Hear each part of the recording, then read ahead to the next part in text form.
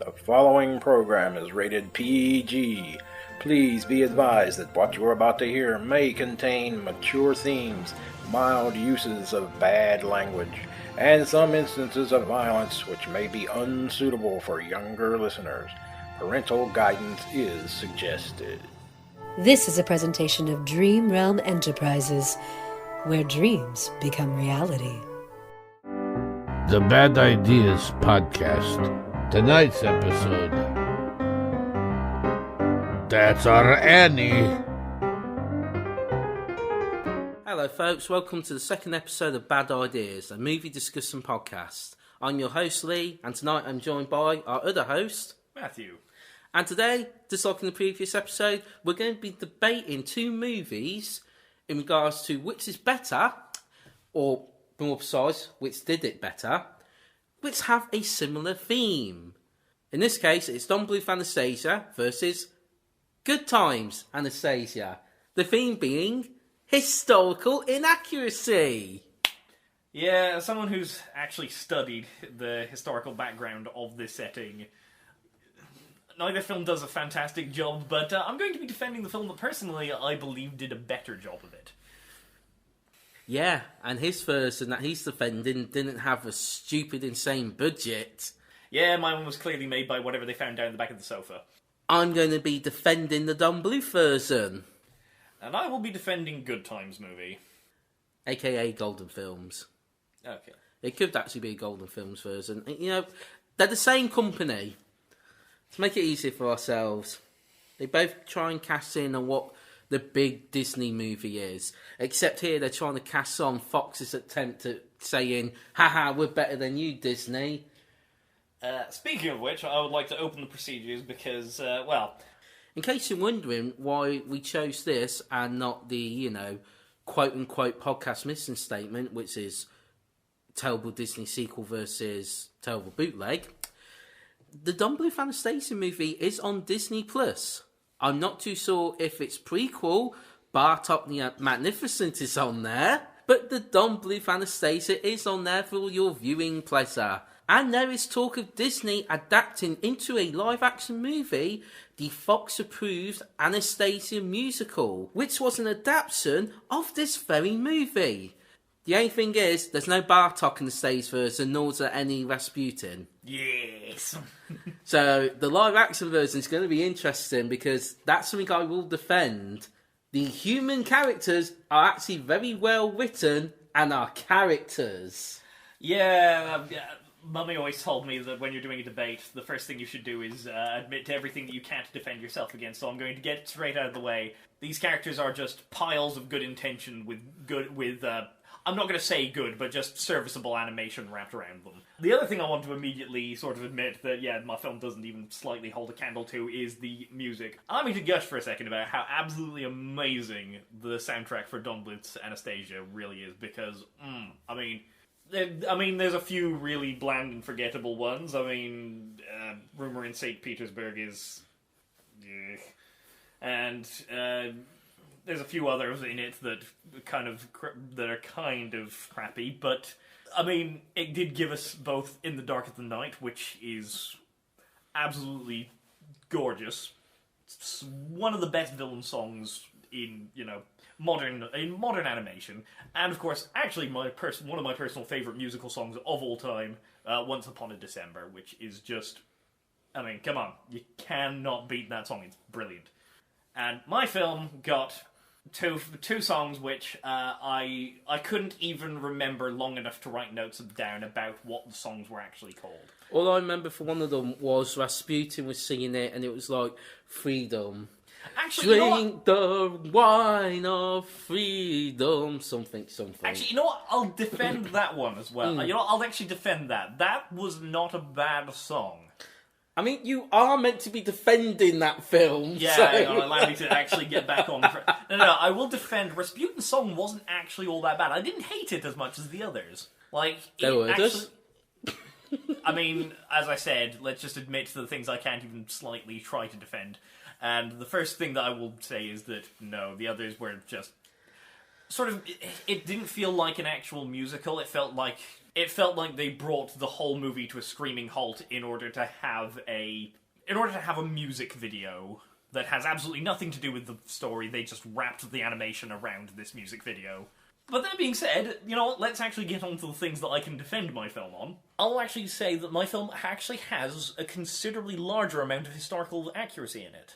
I mean, the Don Bluth Anastasia film makes the same mistake that I see a lot of these movies making, in that it goes that, the reason that the October Revolution happened in Russia was because of evil magics or because of somebody telling lies. And no, the Good Time films actually specifically does go into it and say that, no, there's a very good reason why everybody's holding a revolution here. This is nothing to do with magic, this is nothing to do with anybody shit-stirring, this is to do with however many long years of terrible, terrible reign from the Tsar. And it caused all of this.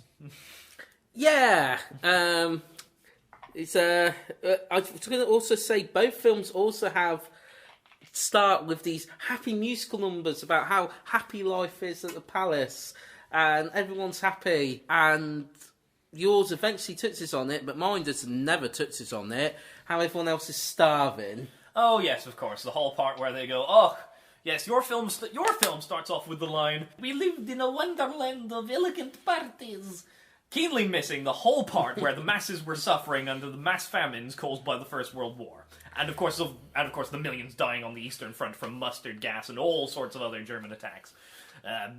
It was pretty bad to live in Russia at that time, unless you were the Tsar or one of the nobles. Well, according to Wikipedia, their defence is Anastasia is a alternate history film loosely based on the life of Anastasia. Allow me to present my rebuttal. Matthew, put your belt back on. Okay, you know what? Both films have Rasputin as a villain. Say something nice about your Rasputin. My Rasputin was even slightly historically accurate. He had some weird magical powers, and he did actually, it did go into the whole part where he did cure Alexei, who was the Romanov's son. He was the only son of Tsar Nicholas. Also, my version of Rasputin actually got a really damn good line in, which I did actually have to write down because it was just so, I was like, that's actually a lot better than that is a line that belongs in a much better film than this. Probably my film. Specifically where he says, "I can cure the child, but I cannot cure the festering sickness of this country," which is, pretty accurate description of Russia at the time.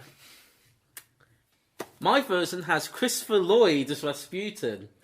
Yeah, but it has Christopher Lloyd doing nothing. He sits round, he's an idiot for the most part, he does really stupid things, and then he dies an idiot.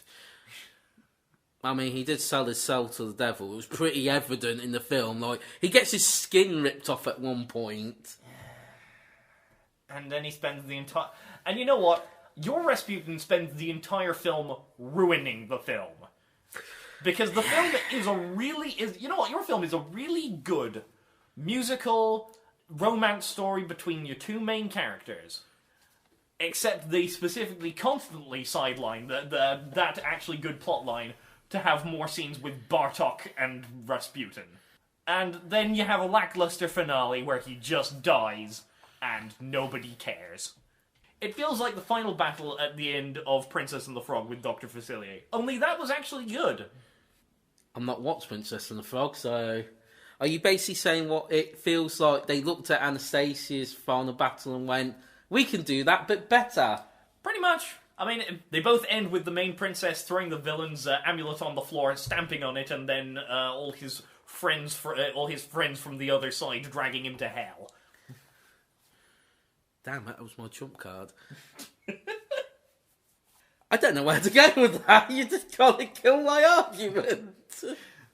Also, your film did not include a graphic and on-screen bloody execution of the Romanovs. Okay, granted, not bloody. We don't see blood. But we still do see them get led down into the basement, and they're all happy about it. They're like, oh, it's just going to be a nice little photo, then we're going to go for a ride in the carts that are out front. And then they're led down, and then all you hear is the gunshots. I'd like to point out, this is the second time me and Matt have watched this film together. The first time we recorded it, and I will include his reaction the first time to watching it for all of you, because we honestly did not expect that movie to go that route. Bang! That can hear a fucking firing squad now. No! No, for a fact that's wrong! Oh, fuck! I mean, it's a kid's film. I was expecting it to just be like... I was honestly expecting them to just sort of cut off. I did not expect them to just start blasting. Also, actually, that does sort of... that also trips into the realm of the historical accuracy, because one of the things which they do include in the Good Time films is after the Romanovs are killed, you do see one of the guards specifically lamenting the fact that he's just had to kill a king, and that's something that most of the people responsible for the deaths of the Tsar actually did say afterwards. A lot of them specifically said that they regretted their choices. Also, the only reason that they did it was because the Bolsheviks got all the executioners super drunk before they went in and did it. They were really drunk to make sure that they wouldn't chicken out. Or at least so the stories say. Again, the only recordings we have of that incident was word of mouth of the guards, and it could just be somebody trying to get his own back. You know what? I can't even remember a single song from the Don Bluth one. But you know what? You know what I do remember? I remember a great characterisation from our core three characters: Anastasia, Dmitri, and Russ and Kelsey Grammer. Okay, you know that's a low blow. You know for a fact Good Times doesn't do characters. We had a actual fascinating character arc for Dmitri in the Don Bluth one. When we first see him, well, actually, when you very, very first see him, he's a little kid who helps Anastasia and her grandmother, and I'm assuming Sophie, like, getting them out of the building. I assume that was Sophie. I can't remember, unless it was one of the other sisters. But anyway, he helps get them out through a secret passage, and for his thanks, he gets the shit kicked out of him. But then we see him, and the next time we see him, I got this great plan. It'll be the greatest con in history. Oh, okay, you're going that route. You're a con artist. You're Han Solo of this film. You're in it for the money. But as the film goes on, he slowly starts to see the error of his ways. He falls in love with Anastasia. Even Russ and Kelsey Grammer, whose name I can't bloody remember in this... Vladimir, thank you. Even Vladimir actually says at one point, "Oh, I should not have had them dance. I should not have had them dance." Actually, I believe he sings that. Actually, he doesn't know. It's after he's done singing, because he realised, what have I done? I made them dance. Oh, no. And then the icing on the cake, the absolutely amazing milkshake that you've waited ages to be made in front of your eyes, and it tastes so goddamn good. It's the scene with the grandmother, where she goes, "Here is your money for returning my granddaughter." And he goes, "I accept your thanks, your highness, but I cannot take the money." And she goes, "Why not?" Change of heart. And he walks away, knowing they can't be together due to their class. That is amazing characterisation, and I will defend this film for that. And also, can you imagine how excited I was when I found out there was a musical that just focused on those three and had no Rasputin? Sorry. Yeah, but here's the thing. You're trying to defend the one that does have Rasputin in it, and he is dragging you down. He is the weight around your shoulders here. At the very least, you know what? In my film, for some reason they decided to roll Rasputin and Vladimir Lenin into one character. I don't know why they decided to do it. Also, they gave him a talking dog sidekick, which goes absolutely nowhere. But thankfully, my one doesn't talk so much, meaning that he's immediately better than Bartok. Yeah, I don't know why they gave Rasputin a Russian drunk Scooby-Doo, though I now have this headcanon that Scooby-Doo's great-great-great-great-grandfather was part of the Russian Revolution now.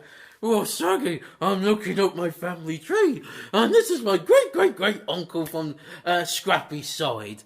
"Oh, George, who's that with him?" "Well, it's Rasputin." "And this is a picture of them riding a race out of Russia."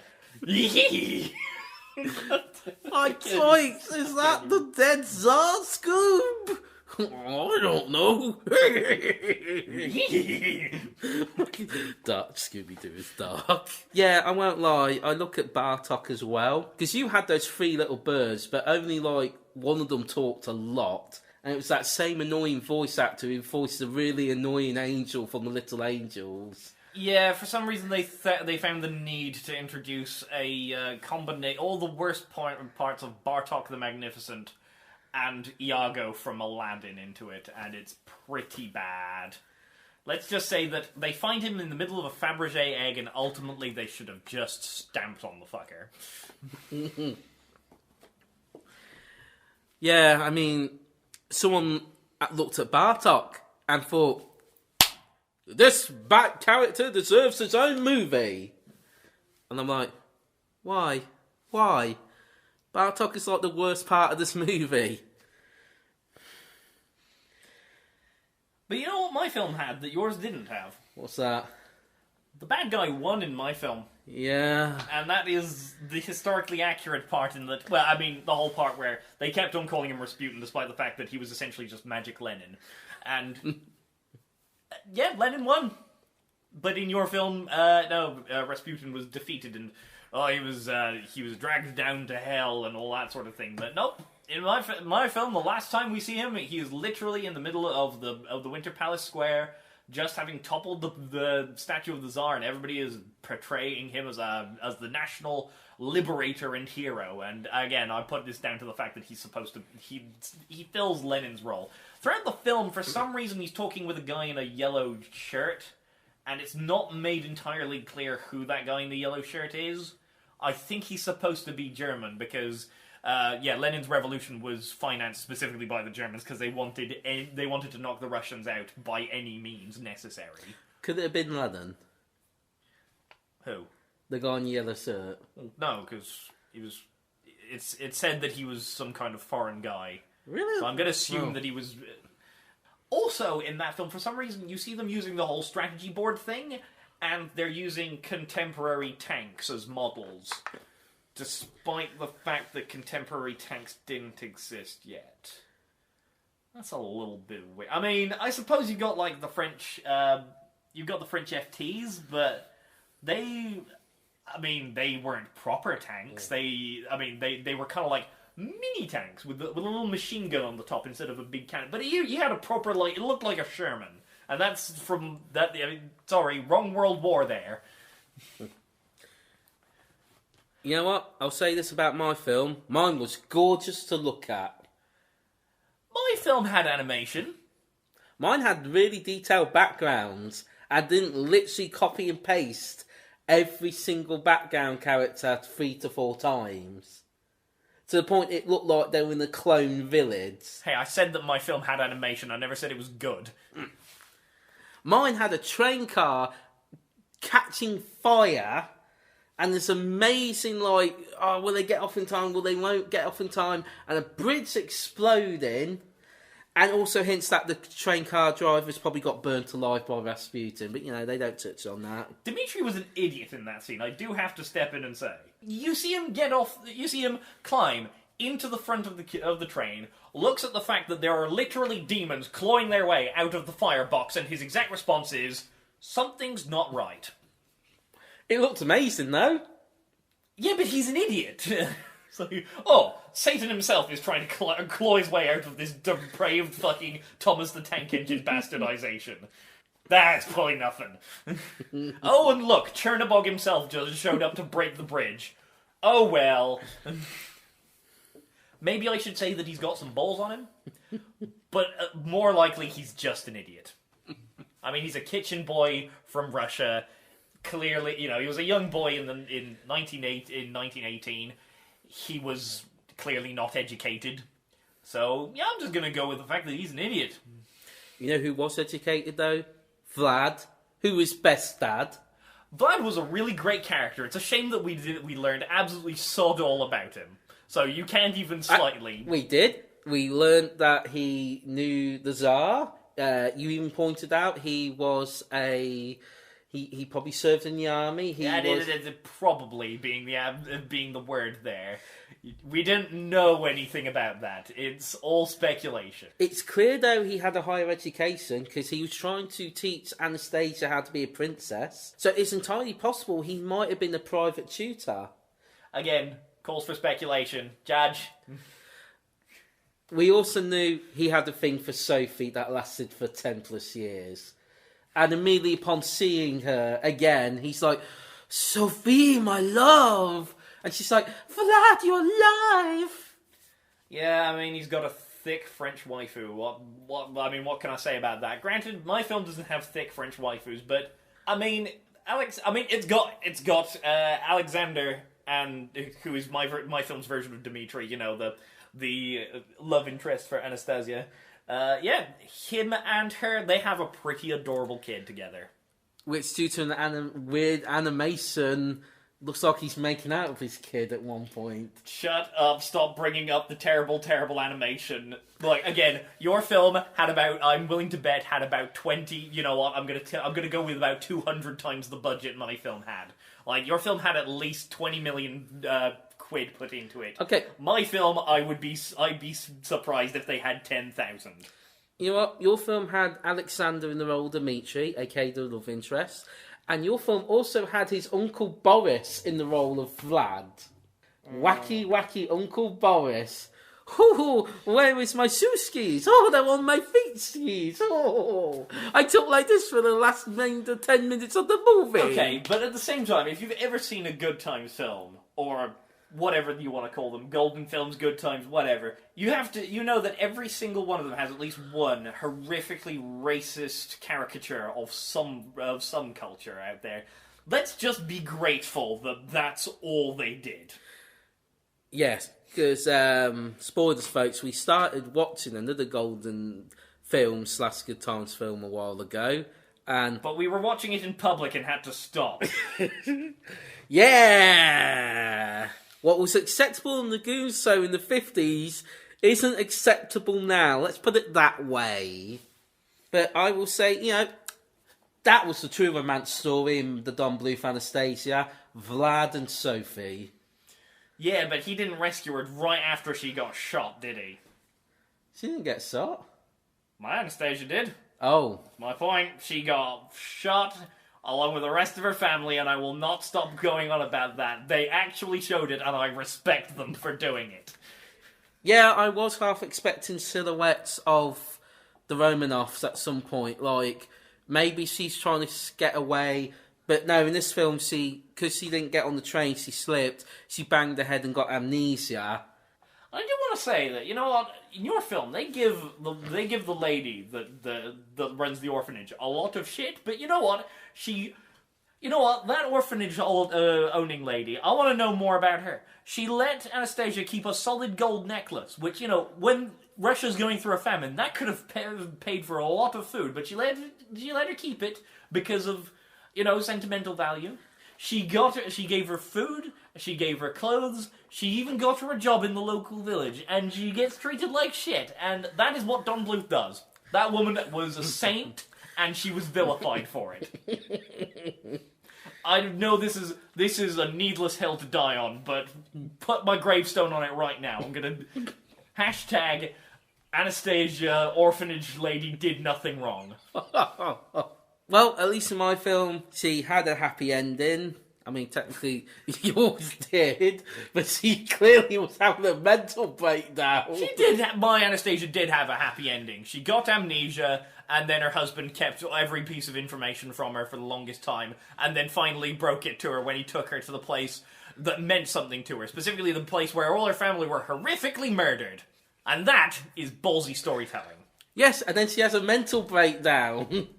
Yeah, but it's ballsy storytelling, which your film did not have the guts to do. Mine had a reuniting with her grandmother, the grandmother realising it is her granddaughter because she remembers all this stuff no one else does, and they have their happy ending, but then she starts to run off Dmitri saying, I'll come back later. It's a very sweet ending, but my ending was ballsy. Again, your film chickened out. Your film went, it was Rasputin's magic that made everybody hate the Tsar. My film said, no, everybody hated the Tsar because he was an idiot and he made them all starve, and then he took personal charge of the army when it was losing, and then made them lose even harder. You know what? I will say this. The final 30 or so minutes of my film are some of the best drama, some of the best well-written dialogue I have ever seen from characterisation in the film. You could say the last 20 minutes specifically, because 10 of those last minutes are the final battle with Rasputin, which is just terrible. You cannot deny that even you've said it repeatedly in this recording, that if you took out Rasputin, took out Bardock, this would be an absolutely amazing film. I do not deny that in the slightest. But the thing is, they are there, and you are defending the film that exists, not the film that you want to exist. It will exist one day. Disney did greenlight it. Alright, well, they greenlit a lot of things. So, final thoughts. My final thoughts is that as a adaptation about the story of the fall of the Tsars, my one works a lot better than yours one. Well, both are horrifically inaccurate. We can both agree there. Okay, if you cut out the birds, if you cut out the talking birds, then actually, for the most part, well, I mean, my film actually went through the effort of actually reasonably recreating in animated form Ipatiev House, which is where they were executed. Well, where they were held and then eventually executed at. My film had a lot of scenes which were historically accurate. Yes, Anastasia did go out and walk amongst the people. She was very, very well liked. She was like one of the only Romanovs that was actually liked by the people. Mm. This is portrayed in the film. She did go, there's a whole scene which shows that the Winter Palace is being used as a hospital, which is true, which did happen during the First World War. Except it wasn't the Winter Palace. Oh yeah, it wasn't, was it? Okay, but the point is that all your film had that was historically accurate was the fact that Nicholas loved his kids, which my film also had. But my film also dealt with the fact that Rasputin actually did some good for the Romanovs, because he did cure, well, I mean, historically speaking, Rasputin probably did not actually cure Alexei. Chances are what he did was he just went, I've shown up and I'm just going to say, oh, here's your son. I'm just going to give him the magic spell, rooble dooble dingle dooble. Itsy witsy, let's get busy! Yeah, and then he said, right, I'll take the money and I'll be back in a few months. And he'll be cured by then. And then, as he was at the train station, somebody ran up to him and said, "You've cured the Tsar's son." And he went, "Wait, I did? I did! I mean, yes, of course I did. The Romanovs should give me more money. And also, you should let me pray with your wife. But don't come in, trust me. No matter how hard you hear her screaming or what she's screaming, trust me, it's all good." But my film had historical accuracy on its side. Your film was a nice film, but utter hogwash. When I meant historical inaccuracy, I meant how they both claim that Anastasia survived. Well, to be fair, when both films were made, we didn't know that Anastasia hadn't survived. Anastasia's body wasn't discovered until, I want to go with 2008-ish, somewhere around there.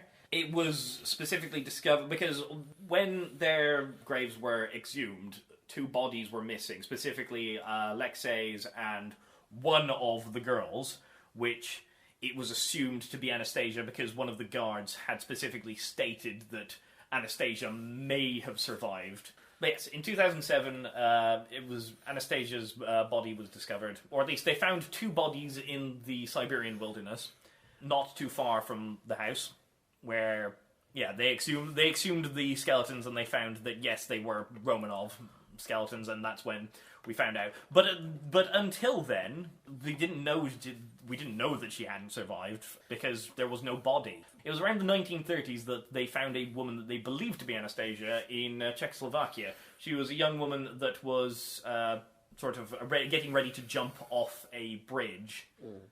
But she'd been suffering from amnesia when they got her down, and they took her back. Somebody pointed out that she looked quite a bit like her. She had a strange necklace with her, and she was taken in. She didn't know personally. It was something that was sort of thrust upon her, and she went to as far as we know, she went to the grave believing that she might have been Anastasia. But yes, we found out late, and that's where the rumor that she survived kind of gained mass popularity. Was this one woman who they believed might have been Anastasia. But yeah, as we found out, it's definitely not her. No, she died. She was shot. They took her body and Alexei's out into the wilderness, dug a hole, threw the bodies in, probably doused them with gasoline, set fire to them, hoping to destroy the remains specifically so that they couldn't be exhumed and used for propaganda purposes by the White Army that they were still fighting at the time. And yeah, that's pretty much the end of that. Nope, Anastasia's dead. But to be fair, when both films were made, we didn't know that for a fact. Whereas now we have the new Disney live-action Anastasia coming out. Let's see how they tackle that. Who knows, we might cover it on this very podcast. I mean, there's got to be another live-action Anastasia out there we can compare it to, involving a good Rasputin and time travel powers, and Anastasia travelling to the modern day. You know what? I will accept any film that, for the love of God, does not portray Rasputin as somebody who is plotting to kill the Romanovs. For the last time, Rasputin was the one who was benefiting the most from the Romanovs being in power. He never tried to kill them. He never contemplated killing them. They were giving him all the money he ever wanted, and he was shagging his wife at the time. Why would he ever want to kill the Tsar? And that annoys me so much, so I am willing to accept a hero Rasputin. Who knows? Maybe the Tsar is played by Superman actor Brandon Roth. You don't know, folks. No one knows. I mean, technically I do. There is a film like that. But that's not the point. So, yes, I guess I concede you won this one, Matthew. I concede that my film was more historically accurate, but I do concede that yours was a better film, and I will watch your film before I watch my one again. Despite that scene that had you cracking up and laughing. I mean, I might keep that. I might just sort of crop that one out for personal use. You know, when I'm alone and I need a good giggle. Or Pornhub's down. And with that, thank you for listening, folks. Hope you had a lovely evening. And remember, folks, Anastasia is dead. That has got to be one of the weirdest ways to end the podcast. I don't care. Featured in tonight's episode were Lee J. Sands and Matthew Sharp. This is your narrator, Victor Arbisi. Thank you for listening. Do svidaniya. This program is copyright 2023, all rights reserved, and is brought to you by Dream Realm Enterprises, always warping to new dimensions.